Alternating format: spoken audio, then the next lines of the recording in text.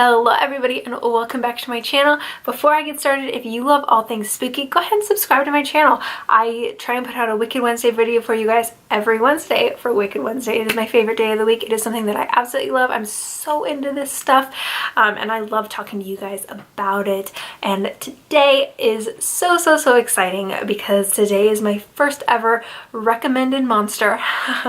So this was recommended by Fish Forever, so I want to say a massive thank you for recommending the Mogollon monster. Now, of course, if I say this incorrectly, I'm very sorry. I did find pronunciations online. There are two separate ones, but this is the one that I found was the most common pronunciation. But today, I'm so excited. I am going to try and stop smiling like a crazy person and go ahead and get started on this story.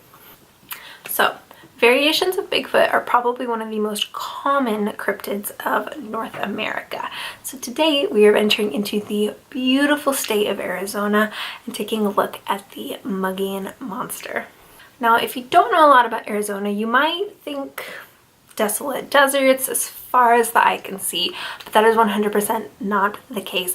Arizona holds quite a few different terrains. There's desert, there's mountains, there's forests, there's mesas, canyons, there's just kind of more greeny chaparral areas, and then there's the desolate deserts where nothing really lives. Now, Arizona is not incredibly populated. There's only 7 million people in the state itself, which make it 55.8 people per square mile.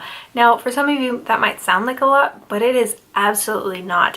The neighboring state, California, which is where I live, has 251 people per square mile. So there's a lot of space that is covered by people, and there's a lot of space that's being observed in California, whereas in Arizona, as well as New Mexico, that has as few as 17 people per square mile, it's pretty empty. Most people honestly live in the big cities in Arizona, so Phoenix, Tucson, Flagstaff. So I think it's so important to note that a lot of Arizona is unoccupied. It's a lot of open space. There's a ton of space for reservations out there. So that means there's a lot of land where things can just roam free. So the Mogollon monster is typically found in a place that's called the Mogollon Rim, or the Rim. Referred to by some people, I guess that's a local term for it. Now, the Rim is about 90 miles south of Flagstaff and 90 miles north of Phoenix. So it's in between these two rather big cities for the state. But the Rim itself contains all different types of terrain. It contains every type of terrain that Arizona has to offer. Now, the monster itself is believed to be incredibly territorial, be as tall as 7 feet, and be covered in thick reddish to dark brown hair. And it is said to have a hairless face and incredibly broad shoulders, large body, very typical of that of the Bigfoot-like caricature. Now, there's also, just like Bigfoot, a stench associated with the monster. Some people refer to it as that of the stench of a snapping turtle, which is very particular. A skunk, rotten fish, decaying moss. And it is said to have a scream that is unlike any kind of creature you would hear out in the area. Its ear-piercing sounds louder and scarier than that of a coyote's scream. So with all of this information, in my opinion, the Mogollon monster just appears to be a variation of the Bigfoot-esque monster. And like I said, Bigfoot is something that is said to be seen all over North America. It is the most common type of cryptid in North America. So I also really want to add that the Mogollon monster is said to be omnivorous, but have incredibly aggressive tendencies. And by aggressive, I mean it's killing its prey by decapitation, not simply by breaking its neck or going for the jugular. It appears that the monster will decapitate a creature before it goes ahead and eats it. Now, let's go ahead and get into the sightings. I am going to be reading my book down below. I did write them down and kind of giving us a synopsis of everything. So the earliest sighting was actually in 1903 by I.W. Stevens. It was discussed in the Arizona Republican. The sighting was actually not in the Mogollon. It is not in the Mogollon Rim. It was actually in the Grand Canyon area. Stevens actually claimed that the monster had white hair and a beard down to its knees.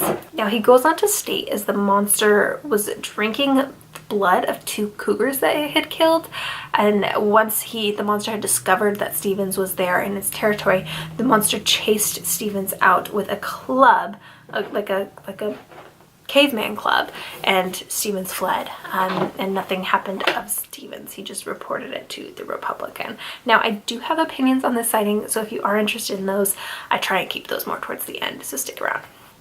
Now the next highly reported sighting was by cryptozoologist in the mid-1940s. Now his name was Don Davis. Davis was actually on a Boy Scout camping trip at the time of his sighting. He was near Payson, Arizona. Now, as the other sightings go, Davis goes on to describe the quintessential Bigfoot sighting. But unlike Stevens, he did not describe any hostile behavior towards him or any of the young campers that he had with him. He simply describes it as a sighting and then carries on. Now, this is one thing that I find to be incredibly important. Like I mentioned before, there are a lot of reservations in Arizona, and Arizona is rich in native culture. So there are a couple of sightings on the reservation itself by the natives. Now, one thing I do want to note that is very important, I have not been able to verify the authenticity of the quote that I'm about to tell you guys, but I do want you to take it in, and if you want to do your own research, you're more than welcome to. Let me know down below what you guys find if you do. But Tribal Lieutenant Ray Burnett said a couple of times they've seen this creature looking through the windows. They're scared when they call. They weren't hallucinating. They weren't drunks. They weren't people that we know to make hoax calls. They're real citizens of the Fort Apache Indian Reservation. Now, that is kind of scary. These people are just saying that there's a being looking into their homes, which is, again, incredibly common for Bigfoot type creatures. But it gets scary because some people are saying that the Mogollon monster is territorial and very aggressive. So if you have animals or kids that are roaming around, that could become an issue.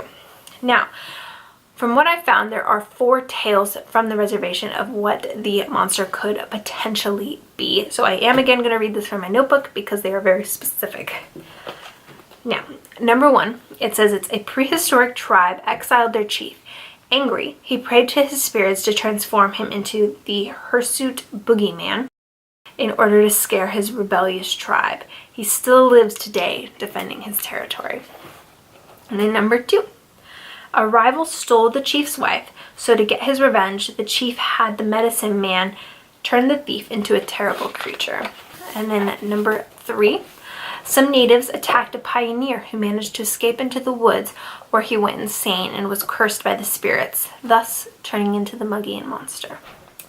And then next, number 4, the last one, is a white man murdered a native woman.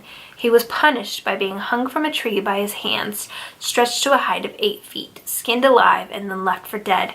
He was then cursed and made to roam forever as the Mogollon monster. Now, that is pretty scary. Now, I know I only discussed a couple of sightings and a couple of counts. If I were to go on, this video would be forever long. I will leave some links down below of some good sites that I found. There's also a man here on YouTube. His name is, his YouTube name is Mattsquatch. I'm assuming his first name is Matt. And he does some really awesome Bigfoot videos. He's not kind of way out there. He's really, you know, basic. Here's the basic facts, and I really like that, so I will leave a link to his channel down below. He doesn't know me, he doesn't know I exist.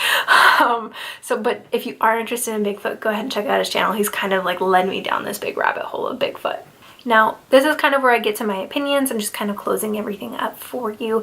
I'm having a really difficult time with this video because there's so much information, so much more than I even expected to find. So as I mentioned before, this definitely sounds like a variation of the Bigfoot cryptid of North America. Now, I probably will film another video of the types of Bigfoot, since it is going to be so heavy in the types of cryptids that I look up, because I am getting really into this. But as a whole, Bigfoot comes in different shades, genders, sizes, different kind of body types. There are different types of Bigfoot, and again, Mattsquatch has a really good video discussing the different types of Bigfoot that are potentially out there. Now, one thing I really want to note and emphasize with my research of the Bigfoot and the Mogollon monster, They do say that it's incredibly aggressive, but that is not normal of Bigfoot. Bigfoot typically tends to keep to itself. It will approach because it's curious. It's an animal, so it will approach your car or your house and look into windows and look at your food because it's an animal and it's curious. You are also in its territory. Animals, in my opinion, I guess some people could disagree with me, we're here first. So we are encroaching on their space. So they are slowly coming into us, becoming more used to us, and that could just be causing this, which is bringing me back to Stephen's account of sighting Bigfoot. That just seems so far out there and uncharacteristic of the Bigfoot. I think it was 1903. Yeah, in 1903, Arizona wasn't incredibly populated. There was less people there than there are now. So for it to be super aggressive towards a human, it had to feel threatened. And I also think it's very strange that he described the Bigfoot in a completely different shade range. That doesn't sound biologically correct, in my opinion. This is all just my opinion for that region, as well as having a club. Now, I mean, Bigfoot can use tools. They are highly intelligent creatures, but that is the only sighting that I found where this creature is said to have a club rather than a rock or a stick or something like that that was found in just on the ground. This is a club, is something that is formed, shaved down and formed into this type of weapon. So that is actually everything that I have today. I hope you guys enjoyed this video. I found it incredibly interesting. The Mogollon monster, I never heard of it until Fish Forever had recommended it to me. And again, I want to say a huge thank you for the recommendation. I had so much fun researching this. I found so much information, and it has taken me down this crazy rabbit hole of Bigfoots in North America. Is it Bigfoot? In the Bigfoot species of North America. So if you guys have any recommendations, leave them down below because I obviously like to do them. They are interesting.